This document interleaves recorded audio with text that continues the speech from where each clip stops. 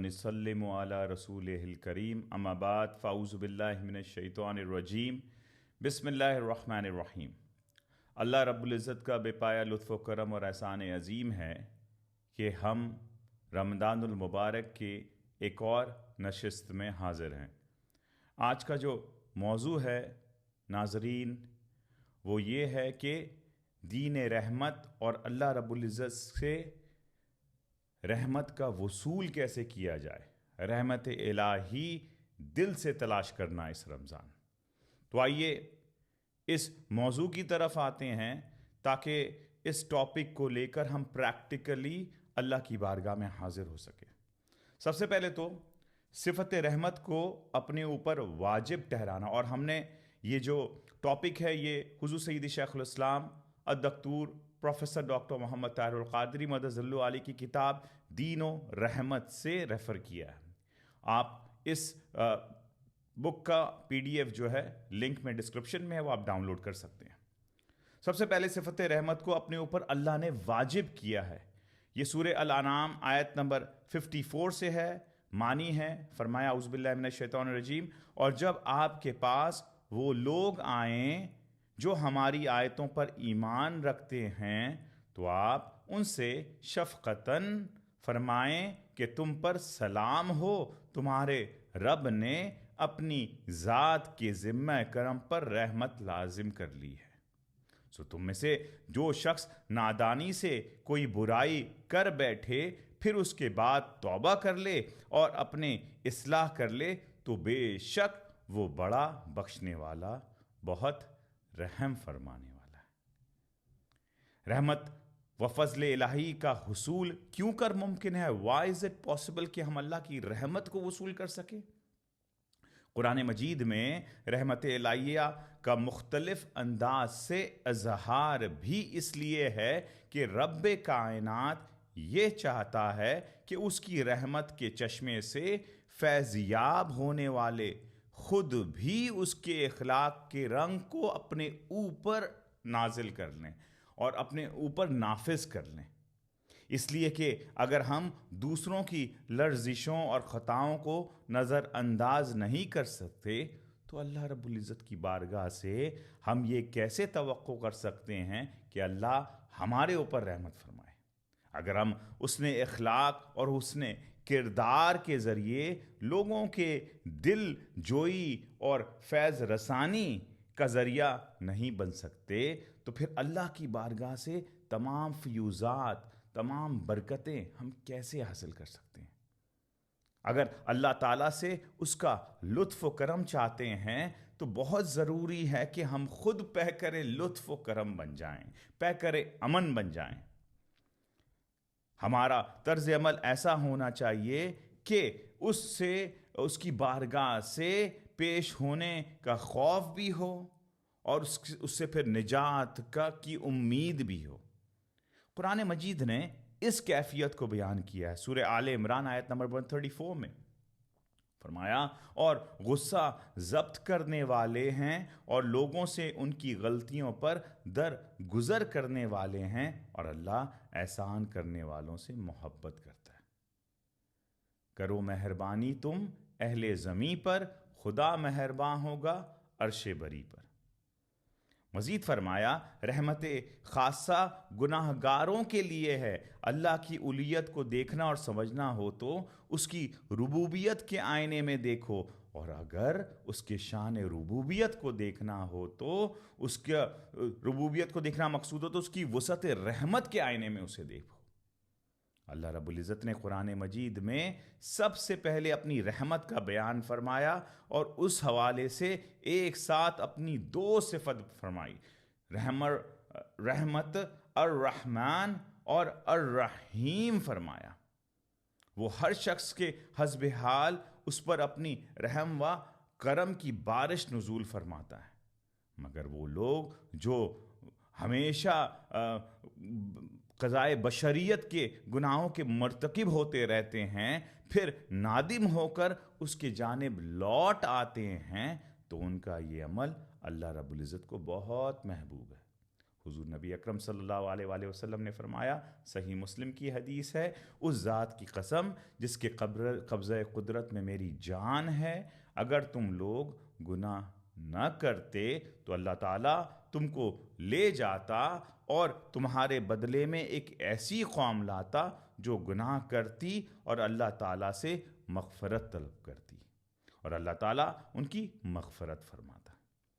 اب یہ جو ہے گناہ گاروں کا خشوع و خضوع اطاعت گزاروں کے وقار و تمکنت سے افضل ہے، آقا علیہ السلام نے فرمایا۔ یعنی اطاعت گزار نیکوکاروں اور پرہیزگاروں کی تمکنت، اعتماد اور بھروسے وہ تو ہی ہیں، کہیں زیادہ اللہ تعالیٰ کو گناہ گاروں کی عز و انکساری محبوب ہے۔ بندہ جب اپنے گناہ کے بڑے بڑے تھیلے، بڑے بڑے سٹوریج لے کے حاضر ہوتا ہے اور وہ تھکا ماندہ اور اللہ کی بارگاہ میں وصول رحمت کے لیے ہوتا تو اللہ کی رحمت جوش میں آتی۔ ایک روایت میں حضرت انس رضی اللہ عنہ بیان کرتے ہیں کہ حضور نبی اکرم صلی اللہ علیہ وآلہ وسلم نے فرمایا، ہر انسان خطا کار ہے اور بہترین خطا کار وہ ہے جو خطا کے بعد توبہ کرنے والوں میں سے ہو جائے۔ ابن ابی شیبہ نے اسے بیان کیا۔ پھر فرمایا کہ جس نے استغفار کیا گویا اس نے گناہ پر اصرار نہیں کیا، اگرچہ ایک دن میں 70 بار اس کام کا اعادہ کر لے۔ حضرت عبداللہ بن مسعود رضی اللہ عنہ بیان کرتے ہیں کہ آقا علیہ السلام نے فرمایا، گناہ سے سچی توبہ کرنے والا اس شخص کے مانند ہے جس نے کوئی گناہ نہیں کیا ہی کبھی۔ معلوم ہوا کہ اللہ رب العزت کی رحمت خاصہ گناہ گاروں کے لیے ہے۔ متی اور گناہ گار کی دعا میں فرق کیا ہے؟ سیدنا غوث العظم کی زبانی آپ کے مکشوفات میں یہ آتے ہیں۔ فرمایا، اطاعت و عبادت گزار لوگ اللہ کی جنت کو یاد کرتے ہیں، لیکن گناہ گار چکے اپنے گناہوں کے سبب جنت سے مایوس ہوتا ہے، اس لیے وہ اپنے رب رحیم کو یاد کرتا رہتا ہے۔ ایک اور مقام پر سیدنا غوث العظم فرماتے ہیں کہ جب گناہ گار گناہ سے دور ہو جاتا ہے تو میں اس بندے کے قریب ہو جاتا ہوں، اللہ فرماتا ہے، تاکہ اس کے دل میں بندگی اور ندامت کا خیال پیدا ہو اور وہ مجھ سے معافی مانگے۔ اب اللہ کی بارگاہ سے، حاضرین محترم، ہم نے ساری یہ صفت سن لی۔ اللہ کی بارگاہ سے رحمت کا طلب کرنا، رحمت کیسے وصول کرنا ہے، how do we do it, جو کہ یہ سیریز کا عنوان ہے کہ پریکٹیکل طور پہ ہم اس کو غور کریں۔ تو سب سے پہلے طلب رحمت کا سلیقہ از خود رحمت الہی ہے۔ وہ جو ڈسپلن سکھایا جاتا ہے وہ خود اللہ نے توفیق دی کہ ہم نے سیکھا۔ اللہ تبارک و تعالیٰ کی وسعت رحمت اور اس کا ہر وقت حالت رحمت میں ہونا اور رحمت کا اس سے ہمہ وقت صدر ہوتے رہنے کی ایک خوبصورت دلیل یہ بھی ہے کہ اس نے مانگنے والوں کو مانگنے کا سلیقہ دعا کی صورت میں عطا کیا۔ فرمایا قرآن مجید میں، اور آپ عرض کیجئے اے میرے رب تو بخش دے اور رحم فرما، تو ہی سب سے بہتر رحم فرمانے والا ہے۔ دعا کا یہ طریقہ حضور نبی اکرم صلی اللہ علیہ وآلہ وسلم اور دیگر انبیاء کرام کے ذریعے امتیوں کو سکھایا جا رہا ہے کہ اپنی امت کو بتا دیں کہ میری رحمت خزانے سے اگر بے حساب حصہ پانا چاہتے ہو تو بخشش و مغفرت اور رحمت دونوں چیزیں ایک ساتھ مانگو۔ اس طرح مانگنے سے میری رحمت بحر بیکا میں جوش آئے گی، تو بخشش اور رحمت کو جوائن کر لینا۔ پھر فرمایا موسیٰ علیہ السلام کے حوالے سے دعائے موسیٰ یہاں پہ آئی ہے کہ موسیٰ نے عرض کیا اے میرے رب مجھے اور میرے بھائی کو معاف فرما دے اور ہمیں اپنی رحمت کے دامن میں داخل فرما لے، اور تو سب سے بڑھ کر رحم فرمانے والا۔ ایوب علیہ السلام کی دعا آئی ہے، فرمایا اور ایوب علیہ السلام کا قصہ یاد کریں جب انہوں نے اپنے رب کو پکارا کہ مجھے تکلیف چھو رہی ہے اور تو سب سے رحم کرنے والوں سے بڑھ کر مہربان ہے۔ دوسرا طریقہ تقوی اور تعظیم مصطفیٰ پر دوگنا رحمت کا وعدہ ہے۔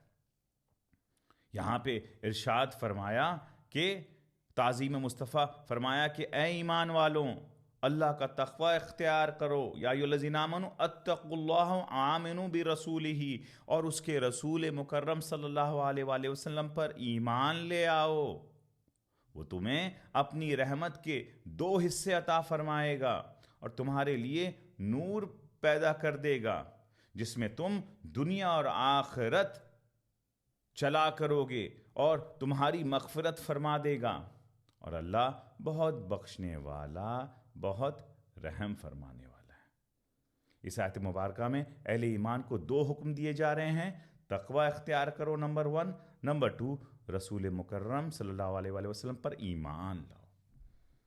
دوسرا طریقہ حصول رحمت کا اطاعت الہی، اتباع مصطفیٰ اور اعمال صالح کی ادائیگی پر خصوصی رحمت۔ اللہ رب العزت کی رحمت و شفقت کا عالم یہ ہے کہ وہ اپنے اور اپنے پیارے محبوب صلی اللہ علیہ وآلہ وسلم کی اطاعت و پیروی کرنے، نیز اعمال صالح بجا لانے پر بھی ان متبعین اور عاملین کو رحمت کی خوشخبری سے نوازتا ہے۔ ریاکشن یہ ہوتا اللہ کی بارگاہ سے۔ فرمایا وَأَطِیعُوا اللَّهَ وَرَسُولَهُ لَعَلَّکُمْ ترحمون، اور اللہ اور اس کے رسول کی فرما برداری کرتے رہو تاکہ تم پر رحم کیا جائے۔ اس آیت کریمہ میں 2 حکم آیا، نمبر 1 اللہ کی اطاعت، نمبر 2 اللہ کے رسول کی اطاعت کرو۔ 2 آیتیں اگر اطاعتیں ہم جوڑ لیں، در حقیقت ایک ہی اطاعت ہے کی 2 شکلیں۔ پھر فرمایا کہ جس نے رسول کا حکم مانا بے شک اس نے اللہ ہی کا حکم مانا۔ اس طرح ادائیگی نماز، پھر زکوٰۃ اور اطاعت رسول کے ساتھ رحمت کا تعلق کو بیان کرتے ہوئے ارشاد فرمایا اور تم نماز قائم کرو۔ اب دیکھیے رحمت کیسے کیسے حصول ہو سکتا ہے۔ نماز قائم کرو، رکھو، زکوٰۃ کی ادائیگی کا انتظام کرو اور رسول کی مکمل اطاعت بجا لاؤ تاکہ تم پر رحم فرمایا جائے۔ گویا قیام نماز کا سلسلہ بھی رحمت ہے اور ادائیگی زکوٰۃ کا صلہ بھی رحمت ہے اور اطاعت رسول کا صلہ بھی رحمت ہے۔ نمبر 2 اللہ رب العزت نے ایمان اور اعمال صالح کا اجر بھی بصور رحمت فرمایا ہے۔ اب دیکھیں ایمان لائے اور اچھے اعمال کرتے جائیں تو ریاکشن میں رحمت۔ یہ جو ہے آیت سورہ الجاثیہ میں آیت نمبر 30 ہے، فرمایا پس جو لوگ ایمان لائے اور نیک اعمال کرتے رہے تو ان کا رب انہیں اپنی رحمت میں داخل فرما لے گا، یہی تو واضح کامیابی ہے۔ نمبر 3 رحمت الہی کی وسعت کا ایک اظہار اس طرح بھی ہمارے سامنے آتا ہے کہ اللہ رب العزت نے قرآن مجید میں اتباع پر رحمت فرمایا یہ الانعام میں ہے اور یہ قرآن برکت والی کتاب ہے جسے ہم نے نازل فرمایا ہے، سو اب تم اس کی پیروی کیا کرو اور اللہ سے ڈرتے رہا کرو کہ تم پر رحم فرمایا جائے۔ پھر فرمایا نمبر 4 اسی طرح اللہ رب العزت نے قرآن مجید کی خوبیاں بیان فرماتے ہوئے اسے بھی ایمان والوں کے لیے رحمت کرے۔ قرآن مجید اٹ سیلف، پہلے تو فالوئنگ ہو گیا، اب اٹ سیلف، اور فرمایا کہ جو میرے رب کے جانب سے میری طرف وحی کی جاتی ہے یہ قرآن مجید تمہارے رب کی طرف سے دلائل قطعی ہے اور ہدایت و رحمت ہے ان لوگوں کے لیے جو ایمان لاتے ہیں۔ اب دیکھیے سارے ایکشنز آ رہے ہیں اللہ سے رحمت وصول کرنے کے۔ نمبر 5 اسی طرح قرآن مجید کو خاموشی اور ادب سے سننے والوں کے لیے بھی رحمت ہے۔ اللہ تعالیٰ نے نوید دی ہے، گڈ نیوز دیا ہے، فرمایا وَإِذَا قُرِئَ الْقُرْآنُ فَاسْتَمِعُوا لَهُ وَأَنصِتُوا لَعَلَّكُمْ تُرْحَمُونَ، اور جب قرآن پڑھا جائے تو اسے توجہ سے سنا کرو اور خاموش رہا کرو تاکہ تم پر رحم کیا جائے۔ یعنی جب تمہارے اوپر قرآن پڑھا جا رہا ہو، خواہ دوران نماز ہو، تلاوت ہو، تراویح ہو، مجلس میں قرآن مجید کی تلاوت ہو تو ہمہ تنگوش ہو کر اس کی تلاوت سنو۔ اللہ رب العزت کی رحمت کی وسعت کا عالم یہ کہ تمہارے اس قرآنی ادب کے سبب وہ تمہارے اوپر رحمت فرمائے گا۔ اللہ کی توفیق سے آج ہم نے وصول رحمت اور رحمت الہیہ کے بارے میں سنا۔ اب اللہ کی بارگاہ میں دعا ہے کہ یا اللہ اپنی خاص رحمت سے ہم سب پر کرم فرما، ہمارے گناہوں کو معاف فرما اور ہمیں سیدھا راستہ دکھا، ہماری مشکلات آسان فرما اور اس رمضان ہمیں سکون اور ایمان عطا فرما۔ آمین بجاہ سید المرسلین۔